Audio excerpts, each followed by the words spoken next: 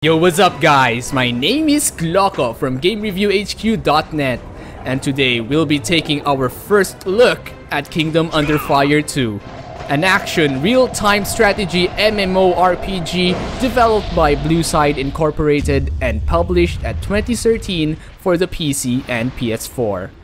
This game is well known for being the first of its kind to adapt real-time strategy and large-scale battles. And by large, I mean huge, epic, chaotic Dynasty Warriors type of battles. This game was supposed to be a single-player game, but the developers thought it was a good idea to turn it into an online multiplayer instead. So, with that in mind, this game has one hell of a story, which according to others is around 300 to around 400 hours worth of story gameplay. So, before anything else, let me introduce the prologue. The game is set in the continent of Bersia during the aftermath of the War of the Crusaders. The world had temporary peace. However, a cataclysm broke out and the balance of the world was shattered with huge geographical and climate change. The impact of this cataclysm was so great that the map of the continent had to be redrawn. This caused some unrest and separation among the continent's many inhabitants. As each race strived to rise up once again to restore balance to the world, a new kind of evil has appeared to threaten the peace once again. Now we go to the game itself. After logging in, you'll be able to choose your server, and right now there's only one server here in the Philippines. After that, you'll be asked to choose the character you'll be using. Now, there are 3 classes to choose from. First is the Gunslinger. Aggressive and reckless, the Gunslinger is always at the very front line of the battle and likes to charge directly towards enemies, breaking their formation. Mixing the styles of both range attacks using his rifle and close range attacks using his sword, he's a human swordsman that can adapt to various situations. Next is the Spell Sword. The Spell Sword is a wise dark elf warrior that can turn the tide of battle to her advantage using her environmental magic.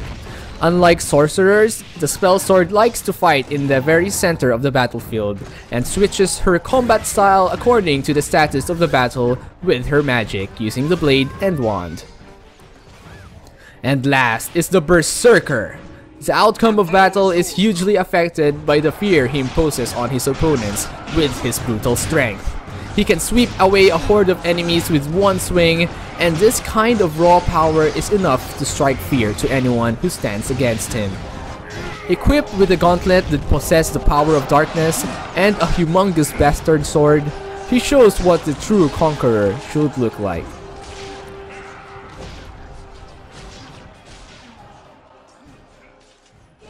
Now, each class is balanced with their own respective perks and skills, so it's really up to the player on how they'll utilize their characters effectively against others.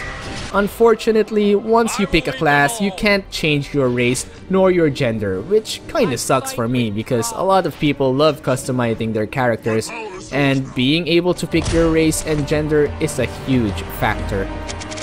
Anyway, let's go to the character creation. As you can see, we have a lot of options to toggle in order to customize our characters, from a variety of hairstyles, facial features, cosmetics, and down to a preview of some cool looking armor that you'll be able to get in the game. Unfortunately, the appearance of the armor is just superficial and has no effects whatsoever in the status of your character.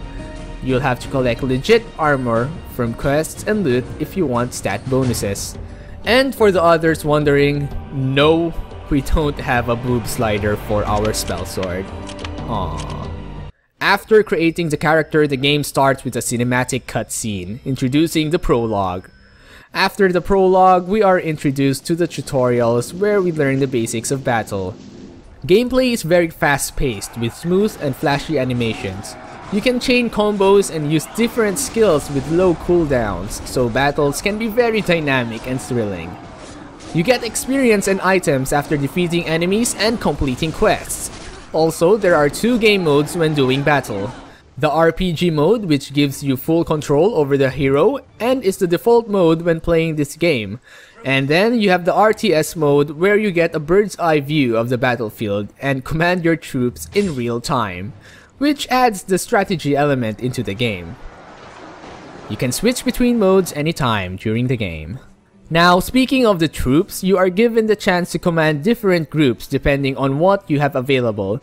Troops can be categorized to close combat, ranged, and supportive combat. There are 100 types of troops including infantries, archers, paladins, inquisitors, air units, army band, bone dragon, mammoth, and more that can all be owned by the player at some point in the game. These troops can be leveled up, evolved, and combined to become stronger and effective in battle.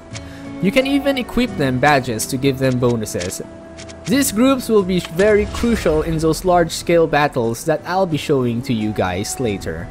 Now let's move on to quests. Now there are a lot of quests in this game, story mode. And you need to do these quests in order to progress in the story, which I don't really mind because most of these quests are easy to do and is actually a lot of fun. Except the hunting and gathering quests. Those are very time consuming. But each quest rewards you handsomely with items and gold. You can equip or use items using the right click button, and you may use some materials you've gathered in order to craft items or just sell them off. Hello. Besides items, you also get experience from completing quests, which levels up your character, unlocking skills and bonuses to be used in battle. You can assign hotkeys for your skills and items for your own convenience.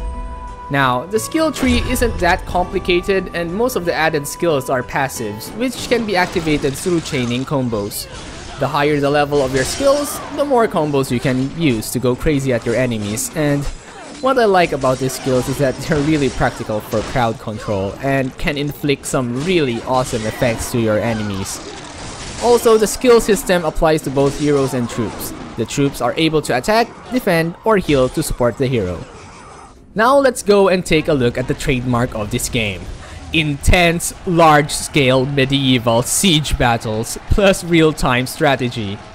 This game is just optimized really well for large-scale battles that you can often find yourself just spamming and hacking and slashing your way into waves of enemies, and it feels so good just knowing that no matter where you face or no matter where you attack, there's always an enemy nearby to hit.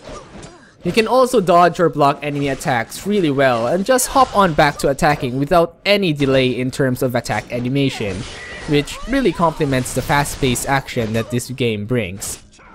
The programming of the AI is also really good, and I'm sometimes surprised at just how well the events in the game turn out.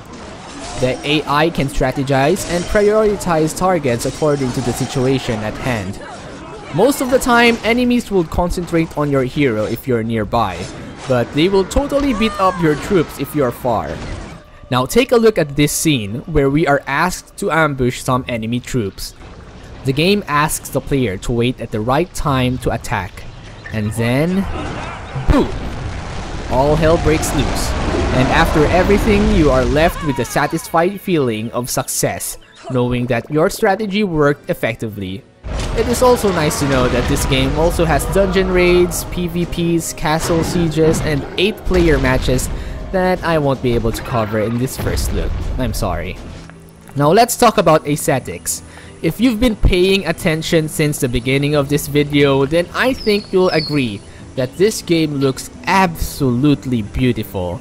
The textures, the flashy animations, realistic 3D models, decent voice acting, a well-written storyline, big atmospheric maps that are optimized for large-scale battles, and music that can jive well in certain situations. Man, I can safely say that this game really belongs to the next gen of MMORPGs. So let's go over the pros and cons. Let's start with the cons. Now, I really wish they would add the option for us to choose our race and gender for aesthetic reasons. Also, it will be awesome to add more customization into the characters, especially the equipment. It is important for our characters to look just how we want them to be. It also feels more like a single-player game than an MMO, although it's not much of an issue because it's fun to play either way. But some players don't like this element since most players want a game that can promote online interaction. You can practically play and enjoy this game alone if you have to. It would also be awesome if you had more classes to choose from instead of just 3 really balanced out classes. It also has some minor glitches during cutscenes like freezing NPCs or awkward animations. And also, sometimes you'll find yourselves just completing quest after quest just to progress to the storyline and grinding in order to level up because you can't access other areas without fulfilling a quest or level requirement, so the gameplay could get really linear. Now for the pros. Large-scale battles. Now, a lot of games have already adopted this game element, but Kingdom Under Fire did a really good job optimizing that feature in this game to ensure a smooth and intense gameplay. It also has stunning visuals. Again, this game looks absolutely gorgeous and will immerse you into a medieval fantasy that you've probably dreamed of before. It also has hours and hours of gameplay value. Like I said, this game has 300 to 400 hours of story and gameplay to cover that will keep you busy for most of your journey in this game.